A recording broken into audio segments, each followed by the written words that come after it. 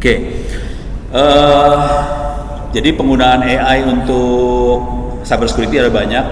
Intinya kita kepaksa pakai AI karena datanya besar. Kita pakai AI karena kita nggak bisa deteksi.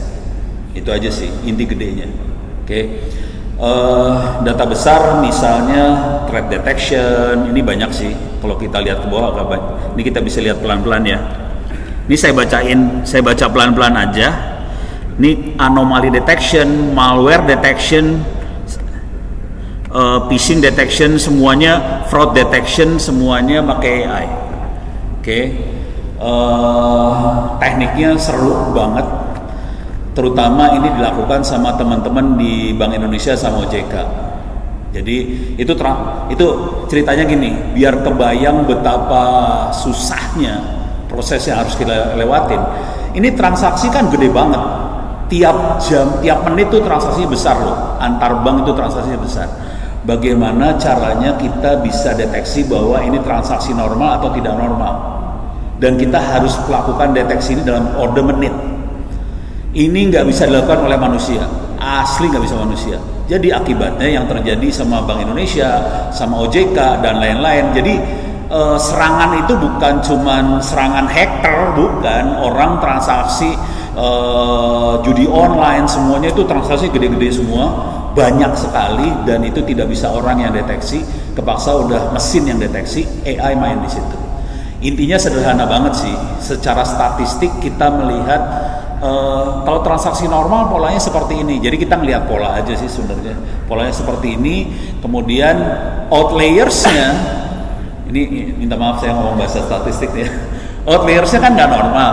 Nah itu mulai dibabat di outliers itu, kita deteksi, oh ini nggak beres nih, mulai kejadian ini terjadi sama istri saya langsung. Ya emang istri nggak langsung ya. Istrinya Ono suatu hari dia mau bayar kartu kredit, tahu-tahu diblokir sama BCA. Terus nanya dong istri saya, kenapa ini diblokir? Bu, ini 2 hari yang lalu ada transaksi gede-gedean dari Eropa, beli barang segala macam. Transaksi masih terjadi sih, cuman BCA langsung deteksi, langsung blok, jebret. Jadi hanya 2 hari melakukan transaksi dan itu 15 juta tuh. Terus dia masih melakukan transaksi tapi BCA-nya udah pakai mesin, langsung deteksi, langsung blokir. Jadi proteksinya seperti itu, dan itu AI main banget. Kebayang ya, kalau kita tidak pakai AI, dijamin bobol, karena orang nggak bisa ngikutin kecepatan mesin. Kira-kira gitu kunci utamanya. Oke, ini nggak akan saya terusin, silahkan nanti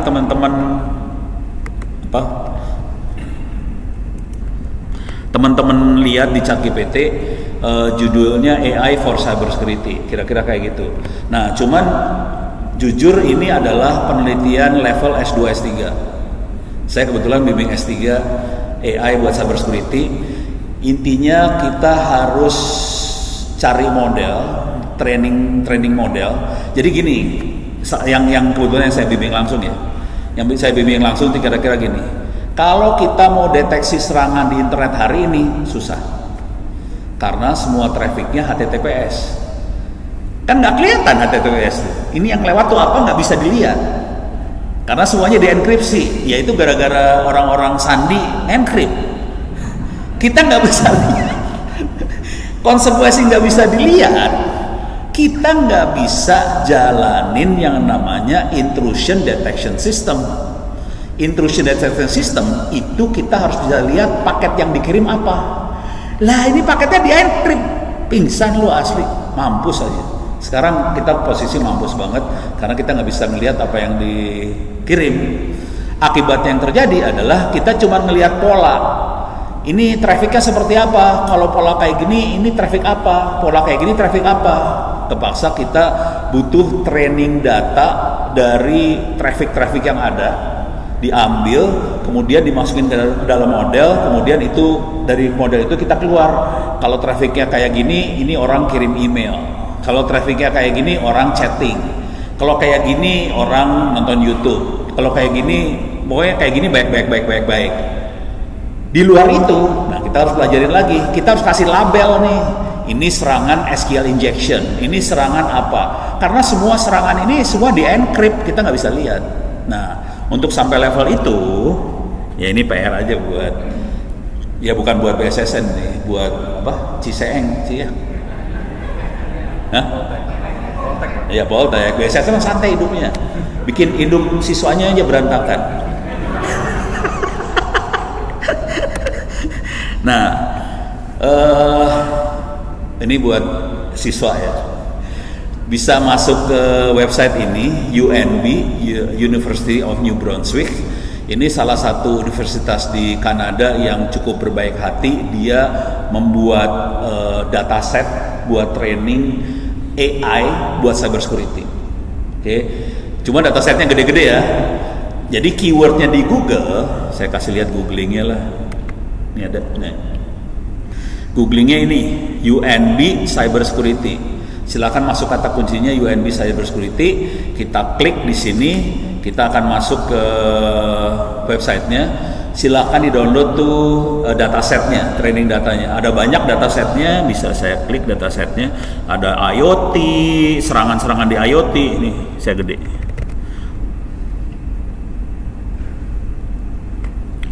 Ini datasetnya ya. Ada dataset buat ChatGPT, Large Language Model, Graph IoT, Dark Web, DNS, IDS segala macam. Jadi datasetnya ada, bisa di-download. Nanti kita bikin model dari situ. Datasetnya mereka cukup berbaik hati karena sudah dikasih label. Jadi enak kalau buat bikin model, udah enak, udah dilabelin. Yang susah kalau belum dikasih label, pusing kepala loh, asli pusing kalau belum dilabelin. Terus ya, cuma hati-hati aja, ngedownload ini gedenya sekitar belasan giga, jadi lumayan. Ngedownloadnya mabok-mabok nih. Terus ya, ini satu, stop sampai sini. Saya akan pindah topik ya. Jadi AI untuk cyber security penting banget. Hari ini udah kayak jadi nyawanya cyber security karena kesalahan karena lu pada terlalu pinter bikin sandi, kita yang puyeng. Sekarang kita kuasa kayak gini deh, beres, langsung lanjut. Sekarang topik yang keamanan AI sendiri. Bisa join ke Zoom juga ya, karena kita ada yang bergabung. Iya, makanya gue ada, bisa kirimin URL Zoomnya nggak? Kirim ke email dong, emailnya ono Indonet ID. Pas bagian ini aja. Tahu gitu saya pakai Zoom dari tadi, lebih gampang. Ntar saya ono Indonet ID ya. Coba biar saya masuk ke Zoom lah. Yang pakai Zoom kasihan jadinya yang nggak bisa lihat ono ya. Padahal ono emang tidak menarik udah dilihat.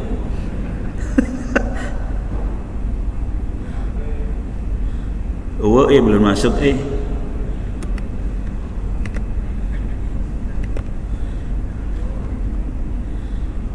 belum masuk. Oke, belum masuk sih. Kalau nggak dikirim ke Ono Indonet ID sama Ono ITTS ACID boleh. Oke, coba saya reload dulu ya, atau masuk ke spam kali ya. Tidak ada. Sementara nggak ada. Ya udah. Sementara nggak ada. Kalau udah, lanjut dulu ya. Jadi saya akan ganti topik sekarang. Bagaimana kita mengamankan AI tadi. Tadi Pak Dudi udah banyak cerita soal etika. Itu lebih ngamanin AI sih sebenarnya. Bukan AI untuk cyber security-nya sih, ngamanin AI-nya. Ini bentuknya materi, minta maaf, materi yang saya kasih ke BSSN ini bentuknya buku ya, ini buku, bukan PowerPoint. Totalnya, punten Pak Dudi. Kalau mau bisa di copy URL-nya kok, gampang ini mah. Ini lisensinya pakai lisensi Gelo lah biasa, copyleft. Bentar. Ini lisensinya tuh kan, Creative Commons. Jadi copyleft, gratis. Tapi kira-kira di sini saya akan cerita tentang overview dari AI itu sendiri seperti apa, isu-isu keamanan di AI itu seperti apa, kemudian Saya akan banyak main dengan mind mapping supaya gampang visualisasi konsepnya. Kemudian etika AI, tata kelola, transparansi, saya harus baca. Transparansi untuk keamanan. Yang penting dari semua adalah privacy by design. Jadi memang waktu kita implementasi AI, kita memang mendesain supaya kita mengamankan privacy. Karena itu yang kunci utamanya privacy. Masalah data pribadi segala macam harus diamankan dari awal. Cuman saya mungkin nggak akan terlalu detail banget akan cerita. Detailnya bisa dibaca di sini karena waktunya sempit banget. Jadi tapi mudah-mudahan ini udah kasih gambaran. Bentar. Oke, saya akan baca cepet aja. Di sini juga saya akan ceritakan bagaimana proses tahapan untuk mengamankan AI, dari serangan cyber, kerentanan model, keamanan infrastruktur, pengumpulan data yang tidak transparan, pelacakan data, bias dalam data, regulasi. Kalau regulasi nanti berkembang, dia juga harus bisa tahan terhadap itu. Dia harus tetap comply ke regulasi, walaupun regulasinya nanti akan berkembang. Kemudian juga kita harus memastikan ada hak akses data buat si user, karena bayangkan kalau ini ada AI, usernya ini yang paling ekstrim ya, usernya minta data dia di take out, data dia diambil dari modelnya AI. Sistem harus mengizinkan user untuk mengambil datanya dia, jadi nggak boleh datanya dia ada dalam model lagi. Jadi sampai kayak gitu kalau mau serius sebetulnya. Dan ini masalah besar untuk semua platform e-commerce Indonesia. User nggak bisa minta datanya dihilangin. Bakal seru nih urusannya tuh. Terus tadi yang sempat Pak Dudi sebutkan, temennya misalnya pakai ChatGPT akan ngeluarin informasi, padahal informasi salah. Kelihatannya kayak bener, itu namanya halusinasi. Jadi dari sisi kebijakan kita harus bisa memastikan bahwa si mesin tidak melakukan halusinasi. Susah ini. Ini gampang, ini saya ngomongnya gampang semua ya, tapi ini ngerjainnya lumayan pening kepala. Terus ada bias. Nah, kemudian di bagian lampiran-lampiran ini ini ada beberapa lampiran. Lampirannya berbentuk coding sih. Jadi saya kasih lihat bagaimana teknik codingnya. Jadi saya kasih lihat beneran codingnya seperti apa supaya teman-teman nanti bisa mulai belajar cara codingnya. Saya kasih lihat coding icip-icip aja ya, codingnya ya. Ini contoh coding, misalnya send bias. Ini coding aja sih. Nah ini saya kasih lihat lah codingnya seperti apa. Ada codingannya. Jadi di bagian lampiran-lampiran ini saya banyak ngasih coding. Beres ya. Cuman objektif kita hari ini bukan ke arah codingnya. Saya akan ngasih lihat isu besar dari keamanan di AI itu sendiri seperti apa. Nanti habis ini saya akan demokan AI itu seperti apa. Jadi bukan pakai AI ya, dalamnya AI seperti apa supaya kita bisa ngerti. Kalau kita udah ngerti dalamnya AI, kita bisa ngerti teknik nyerangnya seperti apa. Oke.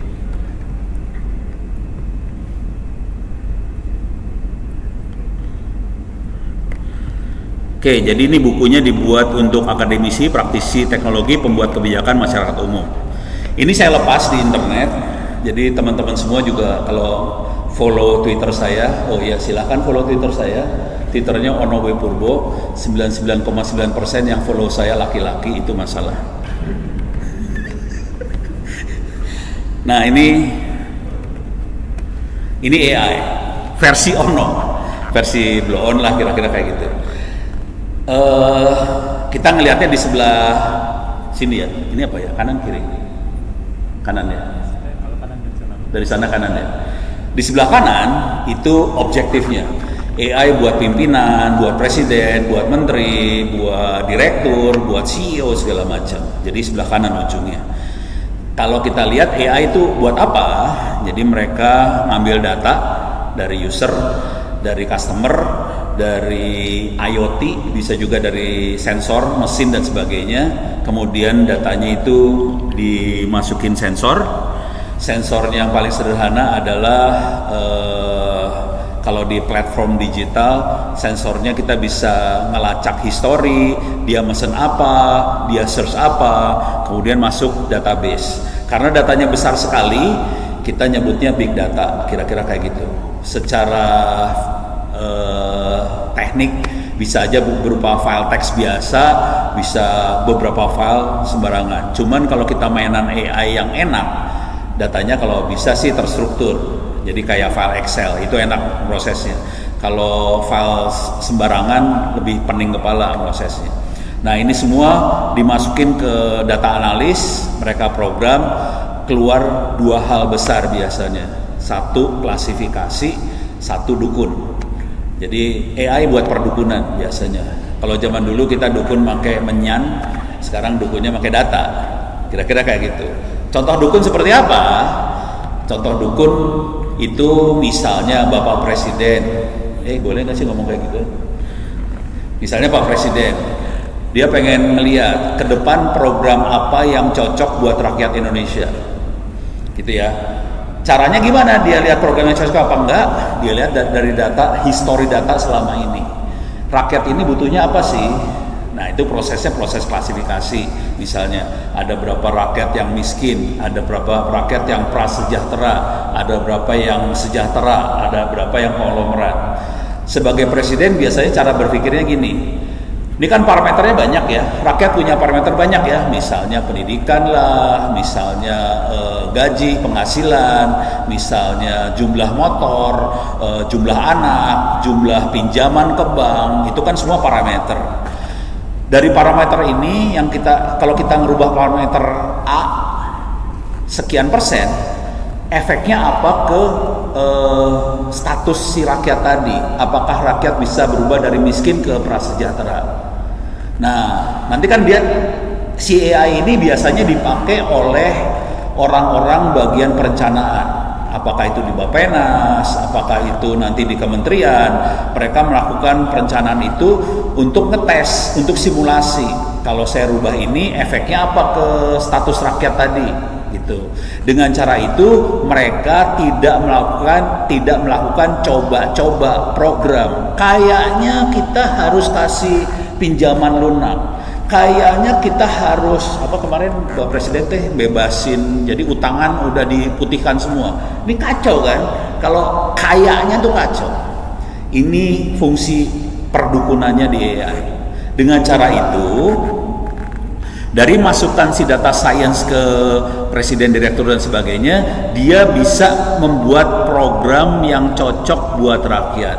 Kalau di bahasanya orang-orang startup, platform digital, mereka akan nyebutnya ini sebagai user experience yang baik atau customer journey.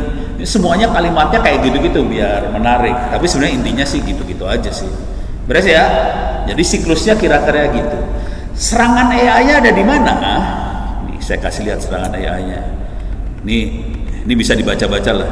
Tapi kira-kira serangan AI-nya saya loncat.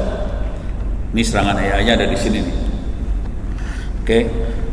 Waktu data diambil akan ada masalah transparansi. Apakah pengambilan datanya transparan? Apakah si user dikasih tahu bahwa datanya akan diambil? Contoh sederhana aja. Berapa orang di sini yang tidak pakai WhatsApp? Angkat tangan. Pada pakai WhatsApp semua kan? Pertanyaan kedua, apakah Anda sadar bahwa chattingan Anda dimata-matai oleh WhatsApp? Sadar nggak sih? Tanda tangan nggak? Setuju nggak?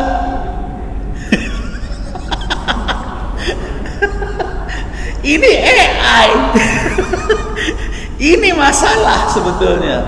Jujur, kalau saya sebagai rakyat Indonesia, saya tidak sudi aparat, apalagi teman-teman di sana ya, Pejaten lah, di Cilangkap lah, ngomong pakai WhatsApp, gue nggak setuju. Karena itu disadap. Buat apa disadap? Karena WhatsApp itu keluarganya Meta kan? Dijadiin apa? Dijadiin iklan buat Facebook. Pada ikhlas ya, disadap. Sorry, Manasin. Soalnya saya tahu banyak yang dari angkatan di sini biar panas. Oke, ini masalah transparansi. Itu satu. Ini masalah transparansi. Kedua, proteksi dari serangan. Proteksi dari serangan sih biasalah. Jangan sampai data ini bisa di-attack dari dunia cyber ya.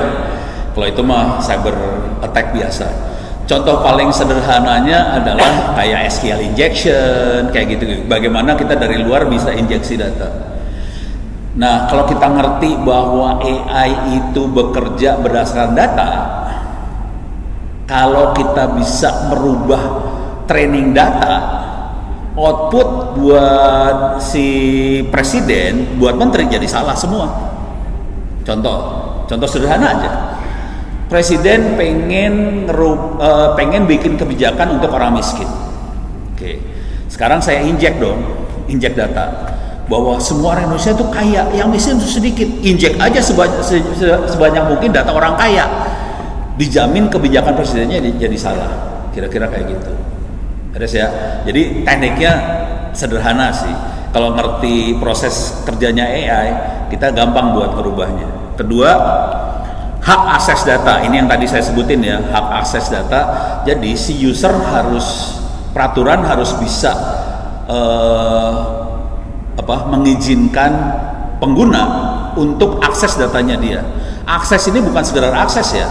Akses termasuk minta datanya di-delete lah, datanya direvisi lah, segala macam.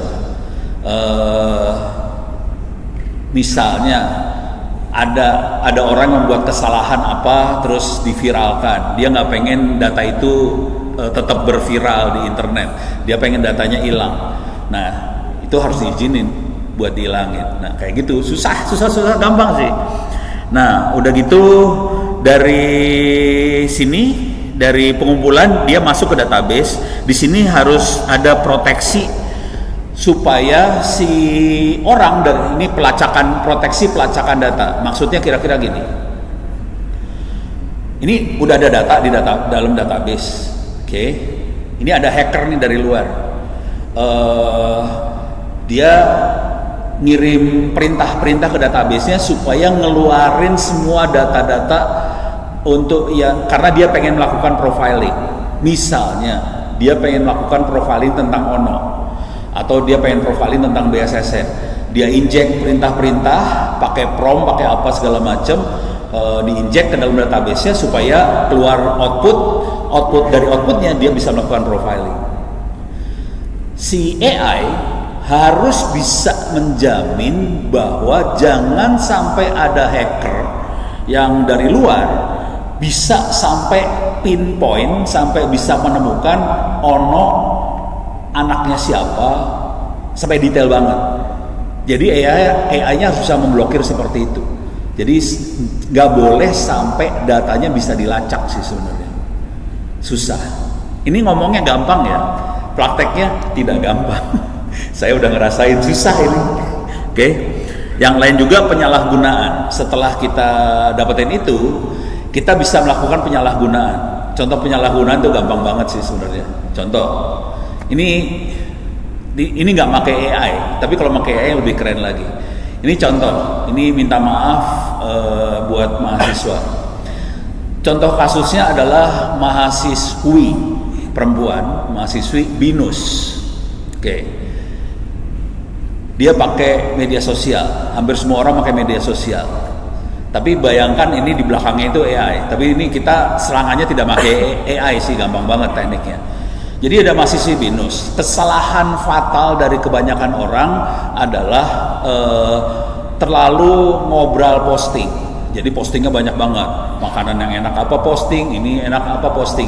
Si mahasiswi BINUS datanya lengkap banget karena postingnya banyak. Namanya siapa, alamat di mana, nomor teleponnya ada, termasuk foto-foto dia pada saat lagi pariwisata di Bali. Tentunya kalau mahasiswi BINUS lagi pariwisata di Bali, kostumnya tidak seperti yang saya pakai ini kan, pasti lebih seksi. di foto, masukin di Facebook, deh, beres ya. Ini bayangkan kalau ini dimasukin di AI, oke? Terus kita query, kita lacak nih, download, kita ambil semua datanya dia, oke? Kita ambil datanya dia. Kalau ini kejadian sama siswi BINUS, diambil semua datanya. Ini minta maaf ya, serangan-serangan di internet banyaknya ke cewek sih, penjahatnya cowok. Jadi kaum laki-laki tolong jangan dilakukan ini karena tidak baik buat nanti karir Anda ke depan. Diambil semua data-datanya tadi. Yang dilakukan sederhana banget. Kalau kita melakukan serangan attack, kalau kita attack si mahasiswi gampang banget. Ambil semua datanya, kita submit lagi data tadi. Submit paling blow on mah masukin ke website lah, masukin tempelin semua, ada nama, alamat, segala macam. Pertanyaannya, orang normal tahu nggak bahwa yang posting ini bukan orang sebenarnya? Nggak akan tahu karena datanya benar semua. Oke, kalau pakai AI datanya jadi presisi karena semuanya ada, ambil semua masuk. Ditambahin satu kalimat, tarif, mampus. Nggak sampai sejam dari itu telepon si mahasiswi bunyi, kring, Mbak, malam ini bisa nggak Mbak? Mampus nggak lo? Ini kejadian beneran ini, jangan khawatir. Itu nggak bisa ketawa tuh mahasiswa nggak bisa ketawa, langsung nangis, buset, matinya gimana? Nggak bisa. Ini kejadian. Jadi jangan sampai AI bisa disalahgunakan seperti itu. Jadi proses attack-nya jangan khawatir, gampang banget. Jadi ini masalah, kita harus bisa memproteksi privasi orang. Parah loh ini, susah. Kenapa jadi diem semua kayak gini ya? Terus setelah dari data ini ada masalah lagi yang harus diproteksi. Ini masih banyak ceritanya, saya ngambil sebagian aja di sini ya. Masalah bias data. Bias data itu kira-kira gini. Kalau di Amerika biasanya bias urusan gender, laki perempuan. Oke. Mereka pengen supaya laki dan perempuan, kalau dari AI, outputnya AI pengennya laki perempuan disamakan, kira-kira gitu. Kalau di bule pengen gitu. Kalau di Indonesia biasnya lain lagi nih, belum ada. Kalau di Indonesia tuh kira-kira gini, kalau laki perempuan udah kebayang ya, gender laki perempuan. Kalau di Indonesia biasnya gini, Indonesia Timur sama Indonesia Jawa sama luar Jawa, atau Timur Barat, itu bias pasti. Baik di berita, pokoknya tulisan-tulisan biasanya bias tuh Indonesia Timur Barat. Dan itu harusnya nggak boleh sih. Tapi apa boleh buat? Kalau kita baca tuh ada bias dari situ. Terus ada bias lagi masalah, minta maaf, masalah Cina Melayu, bias lagi, nggak boleh harusnya. Itu ada bias seperti itu harusnya dihilangin. Jadi bias-bias itu harus kita proses, dan itu harus dalam modelnya nanti dihilangin bias itu. Nah itu harus ada pre-processing dari data trainingnya supaya modelnya tidak memihak ke salah satu. Misal, contoh bias gini, ini masalah Cina Melayu ya. Kalau lagi kita ngomongin orang kaya, seringkali urusannya Cina. Kalau orang miskin tuh Melayu, kira-kira gitu kan? Nah itu nggak boleh tuh kayak gitu. Ini minta maaf ngomongnya agak kasar. Jadi, tapi kenyataannya kayak gitu. Oke, setelah masalah bias-bias kayak gitu, mulai kita masuk ke output dari si AI-nya sendiri. Ini masalah, contohnya kerentanan model. Kita nggak pengen kita modelnya nggak boleh rentan gitu, tidak solid, gampang outputnya nggak terlalu bagus lah, kira-kira gitu. Kalau disederhanakan, ini saya lagi cari kata-kata yang paling gampang. Kalau di dunia statistik, kalau di dunia regresi, di dunia AI sendiri, kita kenal yang namanya overfitting, gitu ya. Jadi kalau kita kasih datanya terlalu ke satu sisi, dia akan cenderung outputnya ke sisi itu terus. Jadi misalnya kita lagi ngomongin soal pembangunan di Indonesia. Informasi yang kita kasih ke AI tentang pembangunan di Jawa terus, tidak ada pembangunan di Papua, di Maluku, di Indonesia Timur. Konsekuensinya pada saat ada permintaan AI, tolong gambarkan pembangunan di Papua, keluarnya pembangunan Jawa, itu kerentanan si modelnya, itu karena dari belakangnya. Jadi harus, saran saya kalau mau sampai level ini memang harus kerjain AI-nya juga, baru ngerti sih sebenarnya. Terus misalnya perkembangan si AI sendiri harus tahan terhadap perubahan regulasi. Regulasi pasti akan berubah. Nah, gimana caranya si AI itu dengan regulasi yang berubah? Walaupun regulasi itu berubah pasti untuk kebaikan ya. Jadi si AI-nya harus adaptif, harus bisa prediksi supaya kalau si regulasinya berubah dia tetap aman. Kira-kira kayak gitu sih. Oke. Akuntabilitas tuh supaya akuntabel aja sih, supaya bagus lah kira-kira. Nah tadi halusinasi saya tulis di sini juga. Nah untuk semua ini bisa jalan, kita perlu yang bawah ini, yang bawah ini keamanan infrastruktur, mitigasi sama privacy by design. Itu harus diimplementasi ke semua lini, kira-kira kayak gitu. Jadi bukan hanya di bagian inputnya aja, di bagian data science-nya aja, ini harus di semua lini, harus diamankan semuanya. Kira-kira kayak gitu ya. Oke. Saya nggak akan terlalu, ini saya kasih lihat sedikit-sedikit aja dari sisi ininya ya. Jadi untuk tiap-tiap babnya saya berusaha kasih mind mapping supaya gampang, tanpa baca seluruhnya kita bisa baca apa yang dibahas di sini. Misalnya ini adalah masalah etika di AI, ada persetujuan yang jelas dan terinformasi, transparansi, akuntabilitas, keamanan data yang kuat, menghindari bias, penggunaan data yang terbatas, penggunaan yang bertanggung jawab, tidak eksploitatif, hak untuk dihapus dan dibatasi, pemantauan, pengawasan etika, keadilan, non-diskriminatif, privacy data, perlindungan identitas. Jadi ada poin-poin gedenya untuk masalah itu apa aja ditulis. Nanti kalau bab selanjutnya saya selalu kayak gitu ya, supaya gampang kalau kebaca. Soalnya saya kerjanya memang nulis, sebagai penulis kerasa sih kalau pembaca harus baca dari ujung ke ujung pingsan. Paling gampang dikasih aja gambar, mind mapping, jadi kita tahu oh maksudnya bab ini tentang ini gitu. Beres ya. Jadi silahkan aja nanti, ini bukunya bentar. Ini panitia, saya udah kirim URL-nya ke panitia sih. Bisa disebarin. Nah, mudah-mudahan nanti semua dapat URL-nya, silahkan download.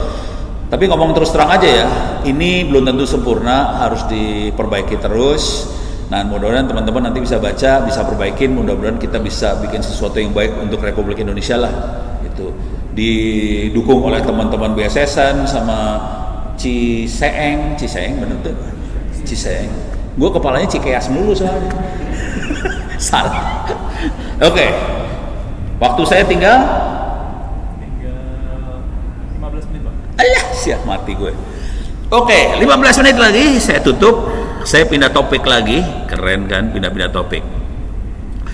Saya akan demokan AI yang sederhana. Saya punya dua versi demo sih sebenarnya. Ini yang sederhana, ada yang tidak sederhana. Yang tidak sederhana kira-kira kayak gini lah, saya kasih lihat cepet aja ya. Yang tidak sederhana saya ngoding, mana dia? Ini dia. Ini codingannya. Oh, are you still there? Yes. Ini bahasa Python, beneran sih. Ini codingan ini saya pakai buat ngasih workshop teman-teman di Kementerian Koperasi sama UMKM. Mereka punya 13 juta data UMKM Indonesia dan mereka minta arahan gimana caranya menganalisa data ini supaya dia bisa melakukan forecasting atau prediksi dari data itu. Jadi saya pakai Python kalau yang itu. Oke. Ini contohnya, saya cepet aja ya. Di sini saya kasih contoh cepet aja. Oke, saya read data. Di sini bagian read data.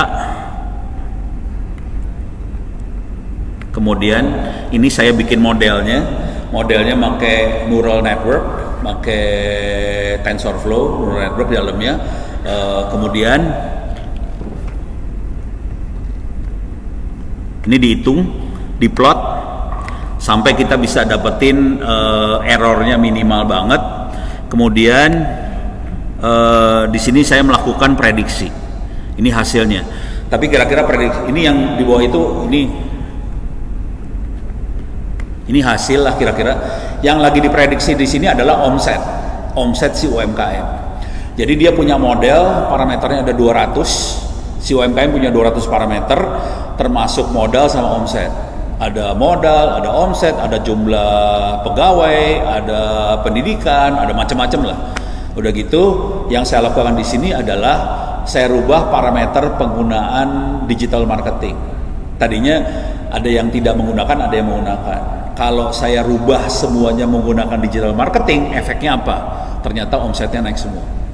Asli, omsetnya naik semua.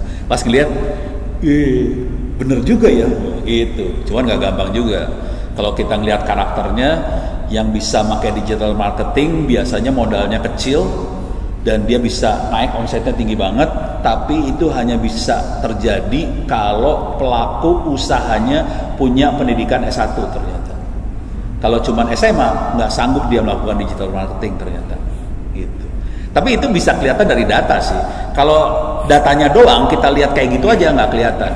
Kita harus menganalisa data itu pakai mesin baru kelihatan itu semua. Jadi itu hanya kelihatan dengan mesin sih. Kalau pakai orang susah melihatnya. Karena datanya gede banget, 13 juta. Pernah ngerasain lihat data 13 juta? Pingsan, asli pingsan. Keren. Beres ya? Ini saya skip, saya tidak akan bahas terlalu dalam, saya akan masuk yang lucu aja. Sekarang ini bagian yang lucu. Oke. Saya akan, ini namanya Orange. Saya kasih tahu dulu lah, ini bisa di-download di mana? Ini free, gratis, bisa di-download di sini. Silakan masuk Google, namanya Orange Data Mining. Oke, ini bisa di-download free. Oke, bentuknya grafik. Sekarang kita ngoding. Ini saya ngoding yang grafik ya. Kalau tadi Python rada-rada horor ngodingnya, saya akan ngoding yang grafik di sini. Bentuknya kayak gini tampilannya, gampang banget. Oke. Saya akan di sini sudah siap namanya dataset. Nah, untuk ngoding tinggal digeret-geret aja. Jadi saya akan geret dataset. Di sini ada dataset yang sederhana namanya Titanic. Oke. Saya tanya dulu moderator. Moderator, tahu Titanic? Oke, tenggelam kan? Kayak kapal. Kapal pesiar. Kapal pesiar. Pokoknya kapal gede ya. Tenggelam kan? Udah tahu jumlah penumpangnya berapa? Mampus lu. Gak tahu. Banyak. Ya kayak orang Papua kalau ditanya berapa, banyak. Oke. Ini saya kasih tahu. Ini ada penumpang Titanic nih. Oke. Ini data penumpang Titanic. Ini datanya saya lagi masukin dataset. Sekarang saya pengen lihat datanya. Cara ngelihatnya gampang. Ini ada widget data table. Saya geret. Set. Ini Ono lagi programming ya. Udah pernah lihat programming? Enak kan programming? Enak programming. Oke. Saya akan pengen lihat caranya, ngelihat gimana? Sambungin aja, klik ini, geret, jebret, lepas, beres. Ini datanya. Nah, beres kan? Totalnya ada 2.201 orang di Titanic itu. Oke. Cuma data pribadi udah dibuang-buangin, datanya dibikin supaya privasinya udah hilang, itu aman. Nah di sini ada 4 kolom, ada kolom targetnya, survive artinya hidup atau mati. Ada 3 kolom fiturnya, oke. Statusnya tuh bisa first class, kelas 1, kelas 2, kelas 3 atau crew, itu status. Umurnya cuma 2 umur, adult sama child. Terus gendernya male, female, laki, perempuan. Dah. Oke. Sekarang dia datanya cuma gitu aja. Oke, datanya kayak gini aja. Coba perhatiin datanya, ada angkanya nggak datanya? Nggak ada angka ya? Keren, Bu. Data tidak ada angka. Kita akan analisa data yang tanpa angka. Ini baru keren. Nah, terus pertanyaan sederhana. Bayangkan ada malaikat maut datang nih ke Titanic yang mau tenggelam. Oke. Parameternya ada 3. Status, kelasnya. First class, second, third, crew. Terus umur, dewasa, anak. sama gender, laki perempuan. Pertanyaan buat moderator. Paling enak kerjain moderator kan. Lu jangan malu-maluin ITB lu. Pertanyaan buat moderator. Kita punya 3 parameter buat si malaikat datang buat nyambut nyawa seseorang. Oke, parameternya adalah status, umur, sama gender. Yang pertama kali dilihat oleh malaikat yang mana untuk nyambut nyawa seseorang. Mampus.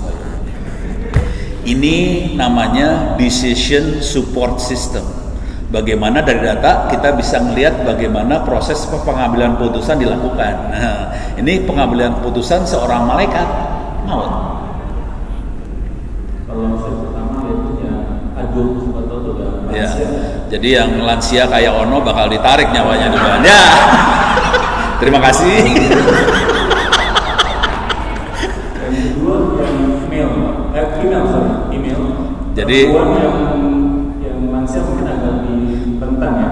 Jadi pertama dilihat umur dulu, dewasa bakal mati, kedua perempuan. Jadi minta maaf perempuan kalau di kapal yang mau tenggelam pakai celana panjang kayak laki-laki, rambut dipotong pendek, selamat loh. Yang ketiga berarti kru kelas 3 mati. Coba kita analisa, bener nggak prediksi dari moderator? Oke, yang analisa AI ini jangan khawatir, AI gampang analisanya. Oke, sekarang saya akan coba. Ini ada banyak, kita akan evaluasi berbagai apa sih namanya? Berbagai algoritma. Oke, saya sambungin datanya ke test and score.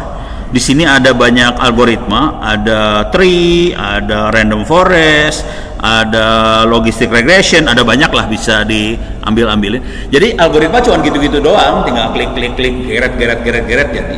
Kalau kita mau mainan neural network juga ada, di sini ada neural network nih sebenarnya. Nah, ini neural network juga bisa cuma neural network berat ke komputer saya.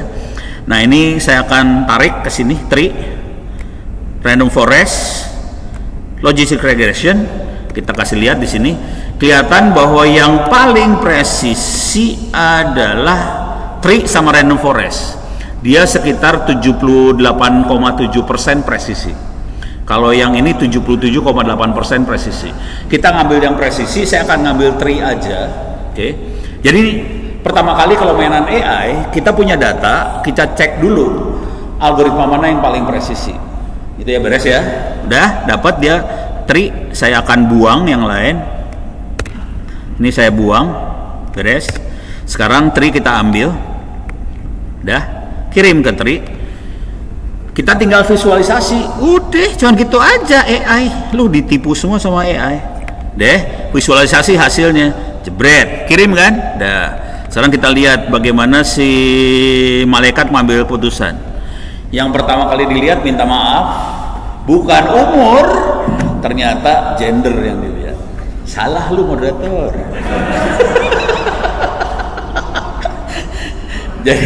jadi yang dilihat gender, dan yang akan hidup itu yang warnanya merahnya lebih terang, yang akan hidup perempuan duluan. Laki mati lu. Beres ya? Iya, Pak. Bingung ya? Keren kan?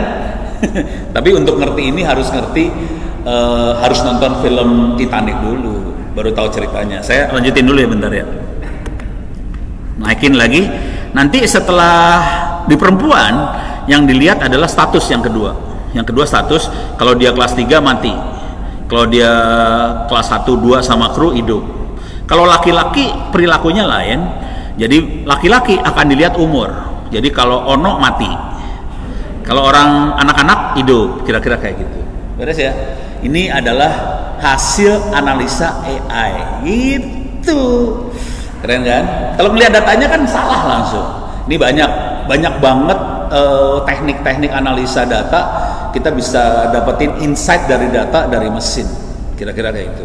Tapi ini bisa diserang, kita data trainingnya kita hancurin, ya kacau ceritanya. Gitu ya. Saya mungkin waktunya tinggal dikit, karena waktu tinggal dikit saya kasih lihat dulu sedikit aja. Saya mau bukan donasi ya, menghibahkan perpustakaan saya. Ini ada harddisknya di atas meja 500 giga. Ini dalamnya ada buku-buku salah. Oh kan. Saya masuk ke library 2, dalam sini ada buku. Mau AI atau mau di sini saya bacain aja ya folder-foldernya ya. Ada Android, ada artificial intelligence, ada buku bahasa C, kriptografi, ada cyber security, ada database, data mining, data science, data structure, forensik dan sebagainya. Mau yang mana? Semuanya katanya. Iya enggak semuanya gue kasih. Lu pengen lihat yang mana? Kriptografi Pak. Kriptografi udah dasar. Salah klik kan gue kan. Kayak kriptografi. Kriptografi di sini ada tentang matematiknya, ada bukunya Alan Turing, ada bukunya kriptografi yang lain. Mau yang mana kira-kira? Apa? Pos kuantum. Emang ada di sini? Gua kagak ngerti. Hah? Quantum computing, ini ya? Ini ada pos kuantum kriptografi juga ada. Gua kagak ngerti apa itu. Nah, tuh ada tuh buku pos kuantum kriptografi, tengah arti saya mah naon itu teh. Pokoknya ada sekitar berapa halaman? 243 halaman. Coba lihat lagi buku yang lain. Ada pos kuantum kriptografi lagi, ini ada lagi modern kriptografi, 2 books in one. Ada quantum computing apa ya, adalah pokoknya dah. Itu ya. Sip. Oke. Siap. Ya, terima kasih banyak, saya kembalikan pada moderator.